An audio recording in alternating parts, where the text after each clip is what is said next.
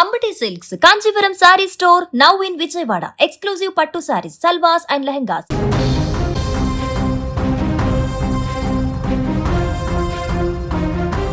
తెలంగాణ గడ్డపై మరోసారి రాజకీయ సెగలు రాజుకొనున్నాయి. దేశ ప్రధాని నరేంద్ర మోడీ పర్యటన ఖరారు కావడంతో అటు అధికారిక యంత్రాంగంలోనూ ఇటు రాజకీయ వర్గాల్లోనూ ఒకటే ఉత్కంఠ నెలకొంది. మూడోసారి ప్రధానమంత్రిగా బాధ్యతలు చేపట్టిన తర్వాత మోదీ తొలిసారిగా తెలంగాణకు వస్తుండటంతో ఈ పర్యటన అత్యంత ప్రాధాన్యత సంతరించుకుంది.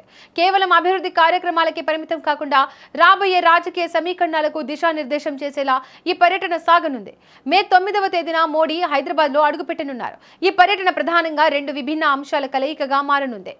ఒకవైపు కేంద్ర ప్రభుత్వం రాష్ట్రంలో చేపట్టిన భారీ ప్రాజెక్టుల ప్రారంభోత్సవాలు, శంకుస్థాపనలు ఉండగా, మరోవైపు సికింద్రాబాద్ పరేడ్ గ్రౌండ్స్ లో నిర్వహించే భారీ బహిరంగ సభ ద్వారా తన పొలిటికల్ మార్క్ చూపించబోతున్నారు.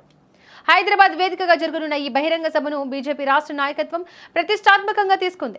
రాష్ట్రంలో రాజకీయ మార్పులు వేగంగా సంభవిస్తున్న తరుణంలో ముఖ్యంగా కల్వకుంట్ల కవిత కొత్త పార్టీ ప్రకటించడం వంటి పరిణామాలు చోటు చేసుకున్న నేపథ్యంలో మోడీ ఇచ్చే ప్రసంగంపై అందరి దృష్టి ఉంది. తెలంగాణ అభివృద్ధికి కేంద్రం ఎంతగా కట్టుబడి ఉందో వివరిస్తూనే రాజకీయ ప్రత్యర్థులకు తనదైన శైలిలో హెచ్చరికలు జారీ చేసే అవకాశం కూడా ఉంది. రాష్ట్రంలోని వివిధ రైల్వే ప్రాజెక్టులు, జాతీయ రహదారుల విస్తరణకు సంబంధించిన కీలక ప్రకటనలు ఈ వేదిక నుండే వచ్చే అవకాశం కనిపిస్తోంది. ఇప్పటికే ఎస్పీజీ బృందాలు హైదరాబాద్ చేరుకుని భద్రతా ఏర్పాట్లను పర్యవేక్షిస్తున్నారు. పరేడ్ గ్రౌండ్ పరిసరాలను తమ ఆధీనంలోకి తీసుకున్నాయి.